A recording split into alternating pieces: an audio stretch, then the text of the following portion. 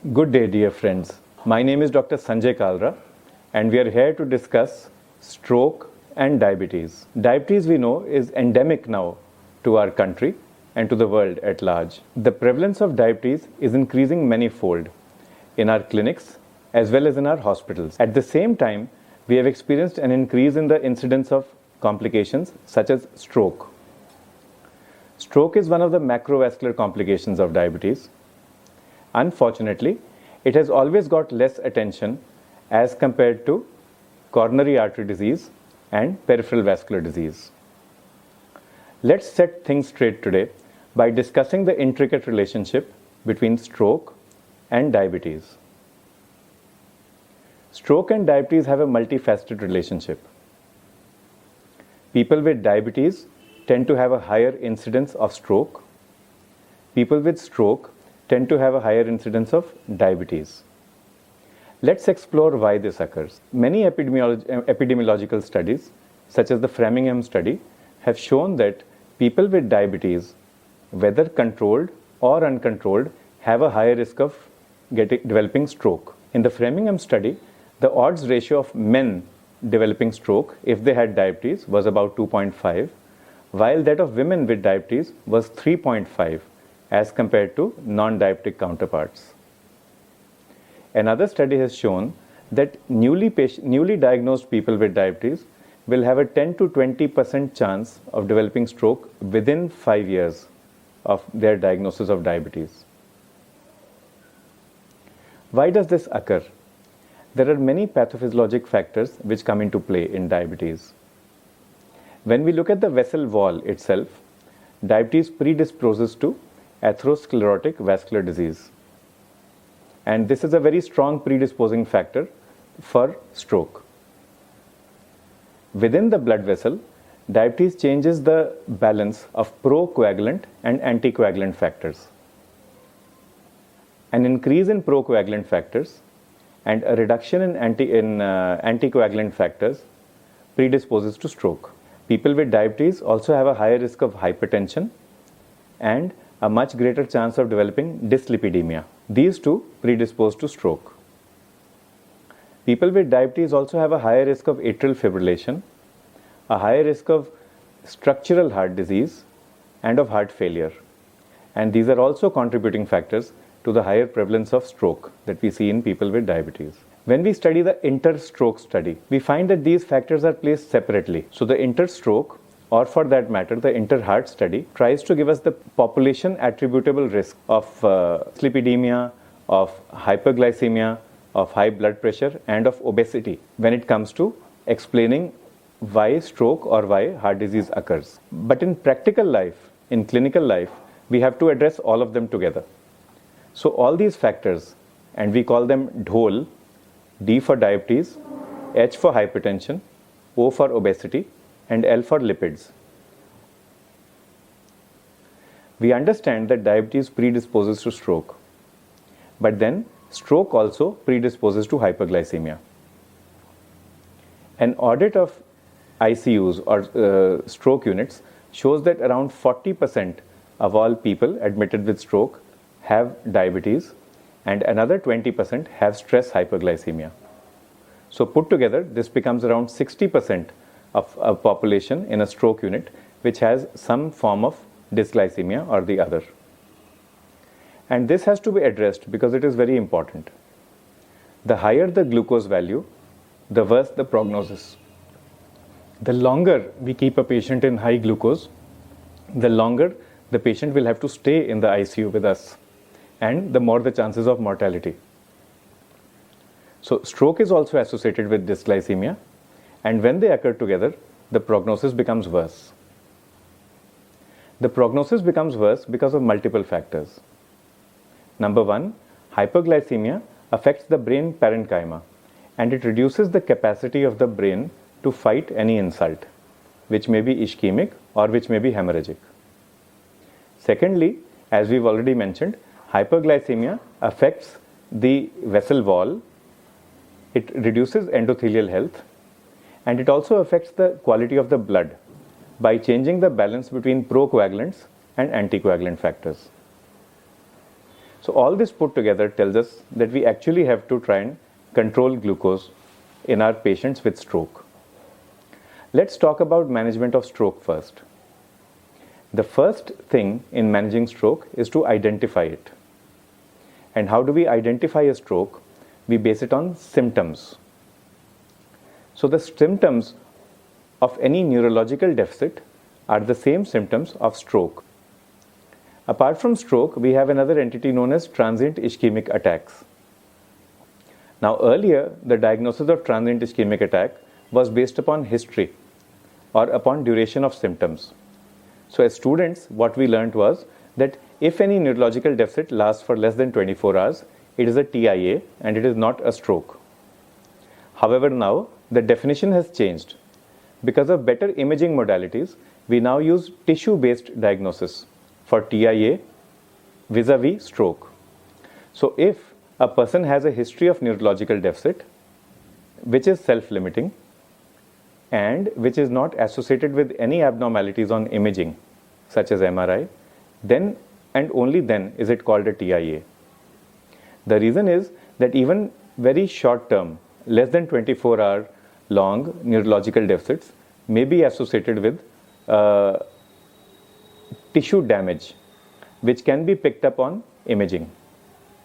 And if tissue damage has occurred, then we give the label stroke instead of giving the label TIA to such a patient. When we talk of treatment of stroke, we talk in terms of primary, secondary, and tertiary prevention. Primary prevention would mean trying to prevent stroke before it has occurred. What is the difference between primary and primordial prevention of stroke? Primordial prevention means that we should try and prevent stroke even before the risk factors of stroke have set in place. So if we are trying to prevent stroke in people without diabetes, in people without heart disease, in people without dyslipidemia or hypertension, that would be primordial prevention. This would be, for example, motivating the whole community at large to follow a healthy lifestyle, to follow salt restriction in their diet, to avoid smoking. But primary prevention, which is of more relevance to clinicians, is that we are trying to prevent stroke after the risk factors have come in place, but before stroke has occurred. So what are the risk factors? We've already identified them. The DHOL, dysglycemia, hypertension, obesity, and lipids. These are the 4 important risk factors for stroke. Other risk factors would be atrial fibrillation, for example, or a structural heart disease, such as a valvular heart disease, rheumatic heart disease. In the presence of such risk factors, we should try and prevent stroke. And this can be done by correcting the DHOL. So try to manage glucose appropriately, control blood pressure, reduce body weight, manage dyslipidemia, also avoid smoking, take alcohol in moderation, and correct the structural heart disease if possible. Let's focus upon the diabetes part. Now, various drugs are available for the management of diabetes. We can broadly classify them as insulin and non-insulin based drugs. All these drugs are safe when it comes to stroke. So, insulins are safe. The older sulfonylureas and metformin are known to be safe. And for the newer drugs, for example, DPP-4 inhibitors, SGLT2 inhibitors, and GLP-1 receptor agonists, these are drugs that have undergone or are undergoing cardiovascular outcome trials. So we are talking about the management of diabetes in stroke now. We know that we have to manage glucose. Overall, we can choose any of the drugs that are available to us. So based upon whatever clinical scenario we face in the OPD, we can choose the appropriate drug. If we have a person with relatively mild hyperglycemia in type 2 diabetes, oral drugs may work. If we have a patient with hyperglycemia that is severe, we should initiate insulin. If the patient has predominant fasting hyperglycemia, basal insulin would be a drug of choice. If the patient has only postprandial hyperglycemia, perhaps prandial insulins would be better. This scenario, however, is very rare in our country. And if the patient has both fasting and postprandial hyperglycemia, then we would be better off prescribing either premixed insulin, that's dual action insulin, or a basal bolus regime to our patients. When we talk of the management of diabetes, we talk not only of hyperglycemia, but of associated comorbid conditions as well. So this means that we have to spend equal time and lay equal emphasis on controlling weight, on controlling blood pressure, and on managing lipid health. We also have to lay equal emphasis on tobacco cessation, and that is an absolute term, tobacco cessation. If we talk of all these 5 together, if we can ask a question, which of these do you find most difficult in your clinic? Tobacco cessation, diabetes control, weight control, or blood pressure and lipid control? For almost all of us, the answer would be that we find it very difficult to get people to get rid of tobacco. We find it difficult to control glucose values. And we are kind of okay when it comes to managing lipids and when it comes to managing blood pressure. What is the clinical implication? The implication is that, of course, we must work on all 5 angles together simultaneously. But because we know that results will be better when we focus on lipids and blood pressure, we should not neglect these. So in a person with diabetes, we have to focus on getting a good blood pressure, that's 130/90, and we have to focus on getting good lipids. We've spoken so far only about the diabetes angle and the associated comorbid conditions. But what about the vasculature itself? And what about the blood itself, which is one of the common predisposing factors for stroke? The drug of choice for preventing stroke is aspirin, and a low dose works as well as a high dose.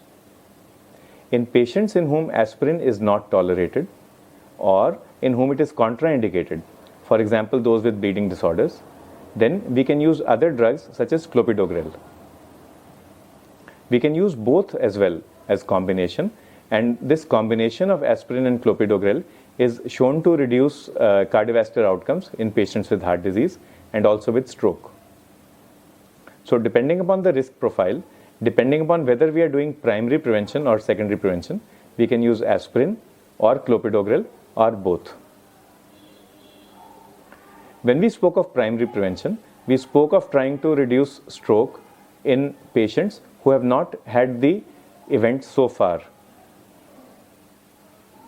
But what does secondary prevention mean?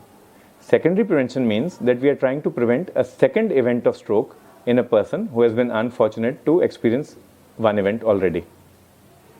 So a history of stroke is a very strong predisposing factor or a risk factor for a second event of stroke. And once you have a patient with stroke, in the clinic, what it means is that we have to become more energetic, more enthusiastic, and more aggressive in trying to control all the risk factors. So again, manage diabetes, blood pressure, manage lipids. Tobacco cessation must be encouraged, and at the same time use antiplatelet drugs. And aspirin and clopidogrel both can be used. Even if secondary prevention fails and you have a person with stroke who has become disabled or incapacitated due to stroke, that is not the end of the world. And then we come to tertiary prevention. And there are various measures available in rehabilitation, and our friends in rehabilitation medicine have made massive strides over the past decade or so. And we can refer the patient to an appropriate specialist, and that specialist, the rehabilitation medicine person, the physiotherapist, they can actually help the patient regain much, if not all, of their lost neurological capacity. So whether it is a motor capacity, whether it is sensory, or whether it is a general neurological deficit, rehabilitation will actually help the patient lead a better quality of life. And we should continue the same therapy so as to prevent further episodes of stroke. Let's revise some target goals for our patients with diabetes and stroke. A fasting glucose of less than 100, a random glucose of less than 180, or between 140 and 180. These are different recommendations from heart associations and from stroke associations. So a fasting less than 100, random or postprandial between 140 and 180, and an HbA1c as low as possible, preferably below 7%. These are our goals for glycemic management.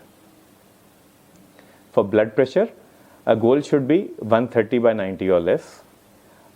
Too low a blood pressure is also associated with higher mortality. Too high a blood pressure is also associated with higher mortality. For lipids, all patients with stroke or at high risk of stroke will be classified in exactly the same way as patients who are at high risk of cardiovascular disease or cardiac disease. And so, we would like an LDL of less than 100 and perhaps less than 70 mg%. We would also like to target triglycerides and use fenofibrate for its pleiotropic benefits. Regarding weight and tobacco, the lesser the better. If we are able to achieve these, we should be able to achieve better outcomes for our patients who have diabetes and stroke. I have enjoyed being with you today. I hope you feel the same way. Please feel free to contact us to get back to us if there are any questions, doubts, or suggestions. And let's work together to make India a healthier place to live in. Jai Hind.